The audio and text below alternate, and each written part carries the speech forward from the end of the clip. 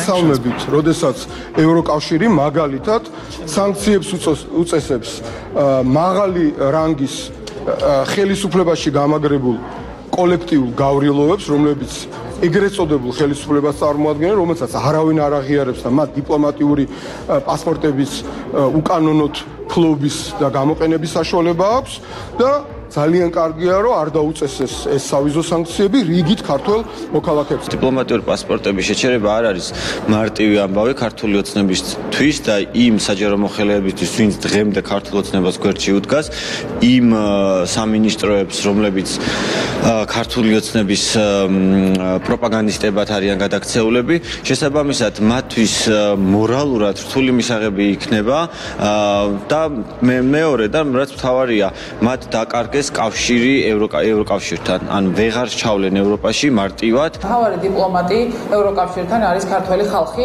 და არა თვითმარქვია მთავრობა, ისევე როგორც ის დიპკორპუსი, რომელიც ქვეყნის ევროპულ მომავალზე აღარ მუშაობს. შესაბამისად, ეს არის დასაწყისი და თქვენ იცით, რომ უკვე კომისია შესაბამის დოკუმენტს შეიმუშავებს, მას შემდეგ რაც იქნება კონკრეტული გადაწყვეტილება მიღებული და ამას არ ჭირდება 27-ვე ქვეყნის თანხმობა, ამიტომ ეს გადაწყვეტილება არის მკაფიო მაჩვენებელი იმისა, რომ ხალხი არის დღეს მთავარ დიპლომატიურ კავშირში ევროკავშირთან და ხალხი იცავს ქართულ ევროპულ მომავალს. რომ არა 28 ნოემბრის განცხადება და რომ არა ის ინფორმაცია, რაც ქართულ საზოგადოებას 28 ნოემბრის შემდეგ მიეწოდა, რომ არა ის გადაწყვეტილება წარმოიდგინეთ რა შეიძლება მომხდარიყო გუშინ.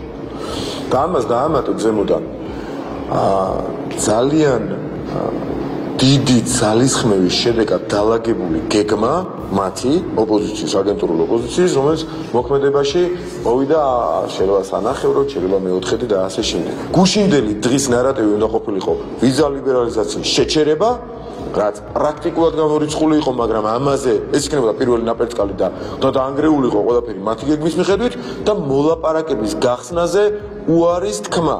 ეს უნდა ყოფილიყო მეორე მთავარი ნარატივი, რაც მოაწყობდნენ და რაც მოახდენდნენ, ალბათ დღეს უკვე ხელის გულზე დევს ძალიან კარგად. წარმოუდგენელია, ხო, რის გამო უნდა შეუზღუდო დიპლომატიური პასპორტის მქონე ადამიანებს გადაადგილება. რის გამო, რატო უნდა დაგვასანქცირონ, რომ არ მივეცით შესაძლებლობა მეორე ფრონტი გაეხსნათ ქვეყანაში, არ მივეცით შესაძლებლობა, რომ ქვეყანა სანქციებს მიერთებოდა და ამით ვის დავაზარალებდით? დავაზარალებდით ჩვეულებრივ გლეხ, მშრომელ ადამიანს, ბიზნესს, დავაზიანებდით მცირე და საშუალო სექტორის წარმომადგენლებს და შემდეგ რა თქმა უნდა ჩამოგვეშლებოდა ეკონომიკა თავზე და არ მივიღეთ ეს გადაწყვეტილება, დავიცავით ქვეყნის ინტერესი, დავიცავით ჩვენი ხალხის და ეროვნული ინტერესი და ამის გამო თუ უნდა დავისაჯოთ, კი ბატონო.